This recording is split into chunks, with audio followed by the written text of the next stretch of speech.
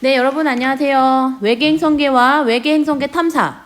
지난 시간에 교과서 정리를 못해서 오늘은 외계행성계와 외계행성계 탐사 교과서 정리를 하는 시간을 갖도록 하겠습니다. 선생님 이렇게 좀 낭낭하게 말하니까 좀 이미지가 쇄신되나?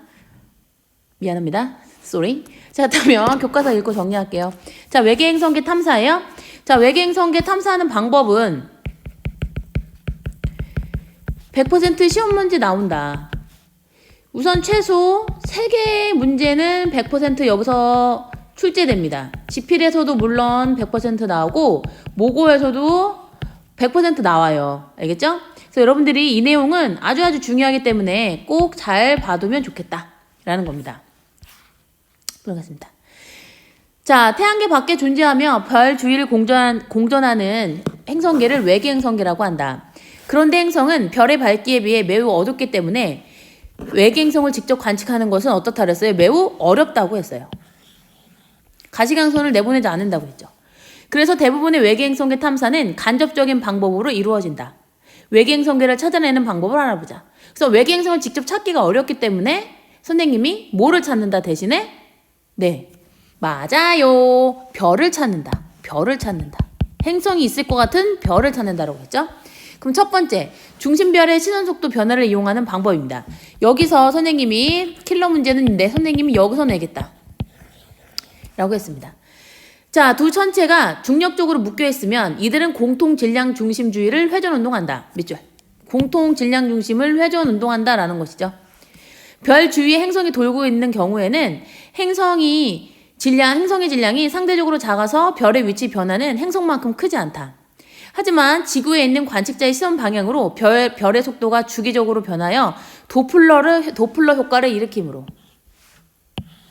별빛의 스펙트럼을 분석하면 행성의 존재를 알 수 있다라는 겁니다. 알겠죠? 자, 도플러 효과는 그림과 같이 행성의 중력에 따른 중심별의 움직임에 의존한다. 따라서 질량이 작은 행성보다는 질량이 큰 행성일 때 도플러 효과가 크게 나타나 행성을 발견하기 쉽다라고 그랬죠. 자, 선생님이 5살짜리 먹은 선생님 애기랑 돌면 선생님은 그 자리 가만히 있고 이 애기만 돌게 할 수 있다 그래서 손을 잡고, 그쵸? 서로 같이 빙빙 도는 거야. 그런데 선생님이 예를 들어서 사원이랑 놀아. 사원이 요즘 사원이 다이어트해서 안 되겠는데 누구랑 놀지? 재원이 화낼 거니? 미안해. 그래, 화내지 마. 재원이랑 선생님이 돈다고 생각해봐요. 넌 비슷한가? 아무튼 간에 엄청 큰 사람이랑 돌면 선생님이 힘이 사실 이 세상에서 제일 세거든. 하지만 그래도 선생님이 어떻게 돼? 선생님도 같이 어떻게 된다? 뱅글뱅글 돌게 된다라고 했다 그랬죠? 이때 돌게 되면 지구에서 관측자가 봤을 때 중심별이 가까워졌다 멀어졌다 하는 것이 나타나는데 이때 가까워지면 시선 속도는 어떻게 나타나고 시선 속도는 음의 값이 나타나고 이때 무슨 편이? 가까워지니까 청색 편이가 나타난다. 멀어지면 시선 속도는 뭐가 나타나고 양의 값이 나타나고 무슨 편이? 적색 편이가 나타나더라 라고 한다고 했습니다. 그럼 여기서 중요한 것은 선생님이 수업 시간에도 말씀드렸지만 행성과 별은 공통 질량 중심으로 연결이 되는 거예요. 이렇게 여기에 요거랑 요거 행성이면 이렇게. 그래서 별이 이렇게 다가오면 행성은 어떻게 돼야 된다? 이렇게 멀어져 간다. 붙어 있는 거라 그랬어요. 그렇죠? 그래서 별이 이쪽으로 왔다. 그러면 행성은 어떻게 돼? 공통 질량 중심으로 이쪽으로 이동해 온다. 이거를 잊으면 안 됩니다. 그래야지 문제를 푸는데 훨씬 더 유리하다라고 말씀드렸어요. 그래서 도플러 효과가 여기 나타나 있죠? 우리 지구과학 1에서 도플러 효과는 그렇게 크게 막 너무 깊이까지는 안 알아도 돼. 깊이까지는. 이거는 사실 G2였거든요.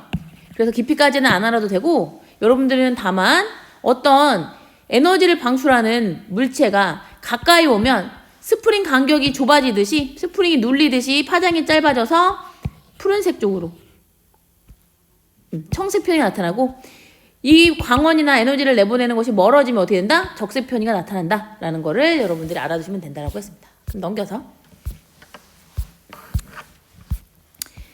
자, 식현상을 이용한 방법이에요. 자, 식현상을 이용하는 방법은 여기 행성이 앞에 지나가게 되면 여기다 얘들아 여기 행성이 이렇게 앞을 지나가게 되면 뒤에는 별빛을 뭐 하는 거? 가리는 거.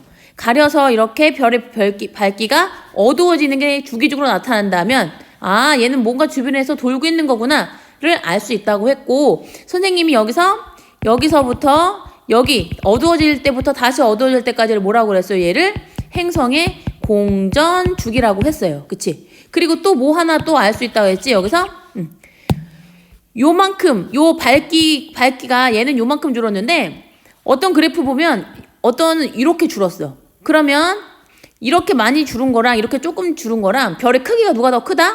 많이 줄은 게 뒤에 있는 별을 많이 가릴 수 있기 때문에 밝기 감소가 커진다 라는 걸 여러분들이 알아두시라라고 했습니다.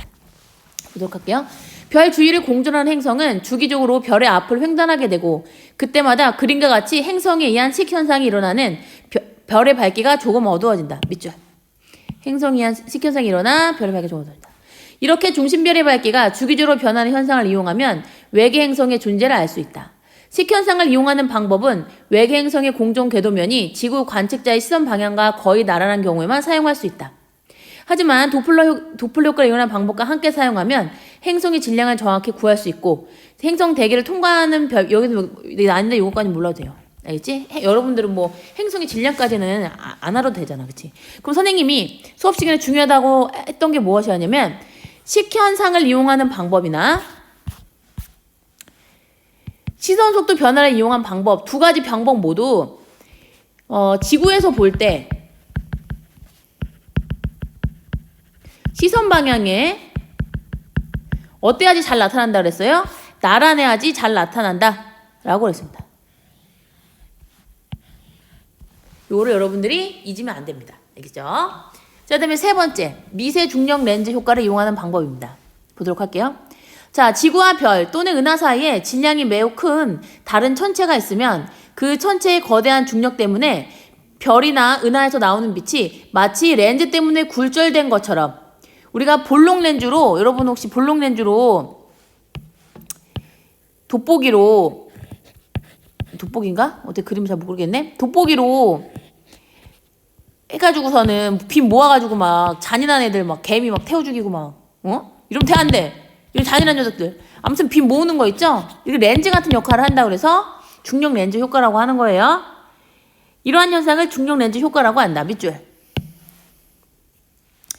천체의 거대한 중력 때문에 별이나 은하에서 나오는 빛이 마치 렌즈 때문에 굴절된 것처럼 휘어진 채 지구에 드러나게 된다. 이러한 현상을 중력 렌즈 효과라고 한다.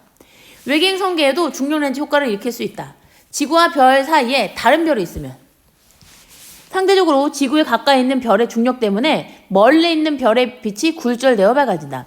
여기서 지금 여러분들이 이거 잘 모르겠다고 하는 친구는 대부분 어떻게 생각하고 있느냐? 요거로 개념을 잘 이해 못하는 거야. 지구에서 봤을 때 어떤 별의 밝기로 관측한 거야? 이 그래프는 어떤 별의 밝기 변화인 거예요? 들려? 대답해봐. 그렇지. 어떤 별? 멀리 있는 별. 이 별의 밝기로 관측한 거야. 뒤에 있는 별. 그치? 뒤에 있는 별의 밝기로 관측했는데 앞에 어떤 별이 지나가게 되면 이 별이 뒤에 이렇게 이쪽으로 가야 될 빛을 어떻게 해준다고? 모아서 지구에 주기 때문에 별의 밝기가 어떻게 된다? 더 밝게 관측된다라는 겁니다. 이해 가십니까? 그쵸? 그래서 앞에 별이 지나가면 이런 식의 그래프가 많이들 나타나요. 근데 과학자가 보니까 이상한 거야. 뭐가 이상하냐? 이렇게 피크가 생기는 거예요. 얘는 왜 생기지? 라고 조사를 해보니 왜 생기는 거더라? 이 별 말고 별 뒤에 따라오는 요 행성이 마찬가지로 지구 관측자에 대해서 나란하게 되면 미세 중력 렌즈 효과가 크게 나타나거든. 서로 나란할 때. 그래서 이렇게 피크가 생긴다는 것을 알아냈고 그렇다면 이렇게 피크가 생기면 이 별은 뭐를 가지고 있다? 그렇지. 행성을 가지고 있을 것이다. 라고 과학자들이 추측해서 알 수 있게 됐다라는 내용입니다. 그럼 보도록 할게요. 자, 상대적으로 밑줄. 지구와 별 사이에 다른 별이 있으면 상대적으로 지구에 가까이 있는 별의 중력 때문에 멀리 있는 별의 빛이 굴절되어 밝아진다. 이러한 현상을 미세 중력 렌즈 효과라고 한다. 여기 밑줄입니다. 이때 그림과 같이 가까이 있는 별이 행성을 거느리고 있으면 행성의 중력이 더해져 일시적으로 멀리서 오는 별빛이 좀 더 밝아지는데 이를 통해 외계 행성의 존재 여부를 알 수 있다. 밑줄. 별이 행성을 거느리고 있으면 행성에서 알 수 있다. 이해가 가야 됩니다. 이 단어는 이해가 가야 돼. 그럼 그 밑에 볼게요. 자, 미세 중력 렌즈 효과는 지구 정도의 질량을 가진 행성을 찾는데 이용할 수 있다. 하지만 드물게 일어나므로, 왜 드물게 일어나냐면 행성을 갖고 있어도 별이 얘가 이렇게 돌잖아. 도는데 이 행성이 도는데 이 별이 뒷별이랑 이렇게 나란하게 이렇게 뒤에 있는 별이랑 여기다 그릴게. 이렇게 있는데 행성이 여기 있어. 얘들 여기 지금 손이 여기 하고 있다. 행성이 여기 있어. 그러면 그래도 이렇게 피크 이렇게 나타나거든. 따로 이렇게 옆으로 피크가 이렇게 나타나지 않고 여기서도 여기 나타나요. 피크 따로 이렇게 뾰족 나오는 게 없어. 행성이 여기 있어. 여기서 이렇게 나타나겠지. 그렇지? 그리고 슬며시 이쪽에 있어. 행성이 이쪽에 있어. 이렇게. 그래도 이렇게 피크가 이렇게 나타나기 쉽지 않아. 이런데 이렇게 있을 때, 이렇게 있을 때. 이렇게 구체적으로 이렇게 어느 정도 떨어지거나 아니면 여기 있으면 제일 잘 나타나고. 이렇게 피크가 정확하게 탁 나타나는 경우 위치에 있기란 쉽지 않아요. 그 말이에요. 아무로 항상 하늘을 관측해야 하고 직접 외계 행성을 보는 것이 아니라 천문현상으로 행성의 존재를 추측하는 간접적인 방법이라는 한계가 있다. 그동안 과학자들은 위와 같은 여러 가지 방법으로 수천 개에 이르는 외계 행성을 발견하였다. 그래서 실제 지금 우리가 지구가 하는 사람으로서, 공부하는 사람으로서 외계 행성이 있나? 그럼 여러분들 뭐라고 대답해야 돼? 응, 있어. yes. 있어. 진짜? 몇 개나 있는데? 이쁘게 생긴 여자친구가 누구야? 그럼 외계행성 정말 있니? 너 이과인데 지구학 배웠으니까 지금 외계행성 게 있어? 있어. 몇 개 있어? 수천 개 있어. 실제 발견된 것만 수천 개 있고 못 발견된 건 더 많겠지. 좀 외계인 있을 것 같아? 없을 것 같아, 여러분? 선생님 있다고 봐요. 없을 수는 없어. 선생님 솔직히 그렇게 생각해. 네. 얘들아, 선생님은 기독교예요. 기독교라고 하긴 뭐한데 아무튼 하나님을 믿습니다. 그 선생님 종교적인 외계는 없는데 우리 인간 선생님 하나님 믿어. 근데 선생님 외계인 있을 것 같지 않아? 태양이 그래도 주계열성에서 되게 작은 온도가 이렇게 주계열성 이렇게 있으면 이쯤 있는 별이거든? 여기도 엄청 큰 별이 이렇게 많은데? 너무 옆으로 갔네요. 제가 죄송했네요. 아무튼 있을 것 같다. 선생님 느낌엔. 그동안 과학자들은 위와 같은 여러 가지 방법으로 수천 개에 이르는 외계 행성계를 발견하였다. 다음 활동으로 외계 행성계 탐사 프로젝트와 그 성과를 조사해보자. 그러면 여러분들 그래프에 요즘 뭐가 많이 나오냐면 요게 이렇게 많이 나와. 이 그래프가 자주 나옵니다. 문제집 보면 꼭 나와 있어. 선생님 별로 안 좋아하는 그래프예요. 문제집엔 나와 있으나 이게 이거예요. 그래서 이건 어떤 식으로 문제집이 나와 있느냐? 이렇게 나오는 거야. 공정궤도 반지름이 이렇게 두꺼워. 지구 1보다 작았을 때. 요때. 얘는 식현상 방법을 이용해서 외계 행성을 찾는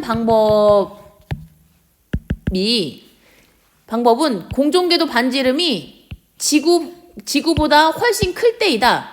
맞아, 틀리죠? 약간 문제가 이상한가? 지구 공정 궤도 반지름 1이야. 지구를 1이라고 놨을 때. 태양이 있으면 지구야. 요 궤도 반지름이 지구가 이렇게 도는데 요걸 1AU라고 하거든요. 아무튼 1이라고 놨을 때. 주로 식현상은 공정 궤도 반지름이 1보다 훨씬 어떤 때에 밀집돼 있어? 적을 때 밀집돼 있지. 그러니까 그래프 해석하는 문제가 종종 나와요. 근데 선생님 이런 걸 내야 돼? 약간 그런 생각인데 선생님 안 낼 거야. 아무튼 이런 그래프 문제집에서 많이 좀 볼 겁니다. 근데 그래프만 읽으면 된다라는 거예요. 자, 외계 행성계 탐사의 결과 별의 행성을 거느리는 것이 우주에서 일반적인 이름을 알게 되었다. 외계 행성계 탐사는 태양계의 형성 과정에 대한 단서를 제공할 수 있고 특히 지구와 유사한 행성의 발견은 외계 행성계 탐사의 기본이 되므로 현재 활발하게 연구되고 있다라고 되어 있습니다. 와우. 그 다음에 외계 생명체 탐사거든? 외계 생명체를 어떻게 탐사하는가? 오늘은 여기까지입니다. 여러분, 와우! 선생님이 오늘 15분 안에 수업을 끝내줬어요. 이런 날도 있죠. 그렇죠? 그래서 오늘 고생 많았습니다. 어려운 단어인데 고생 많았어요. 여러분, 선생님이 다음 시간에 문제풀이 동영상과 문제지를 올려줄 건데 킬러 문제는 이 파트에서 난다고 했습니다. 그래서 문제풀이 동영상을 올려줄 거니까 정확하게 왜 그런지 잘 설명 듣고 확실하게 이해해서 이번 시험은 모두 100점 만점에 100점을 받았으면 좋겠어요. 여러분 사랑합니다. 여러분 아리아리.